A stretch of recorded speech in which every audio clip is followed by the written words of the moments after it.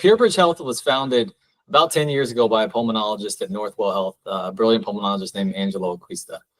And even though he had spent a lot of his life in the hospital, had an experience with his dad in the hospital with him, covered in cords, walking through a hospital room, kind of led him down this path. There's got to be a better way. And the mission really hasn't changed. It's how do we disconnect from wires and disconnect from physical locations to really understand patients. But now heart disease is growing in the US and hasn't slowed down.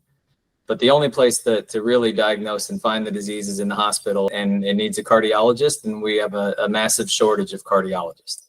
Well, my family in the middle of Kentucky, as an example, that are out of reach of the health system today. 4 out of 5 heart failure cases are going to get found in the ER, and that's my family effectively. The beauty of cardiology is we know how to fix everything. We're just not that good at finding it in time to fix it for a happy, healthy life. So having this device, being able to send this to him wear it for 5 minutes. We have a cardiac panel.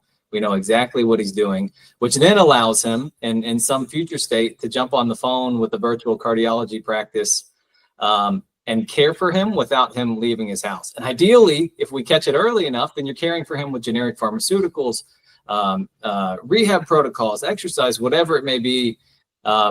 But you're reaching him right where he is. And if I can keep him out of that ER visit, and there's 10 million, versions of my dad across this country. And it also isn't limited to just rural communities, which of course is my background, but urban communities where people are in hourly jobs where you can't just get up and go see a cardiologist.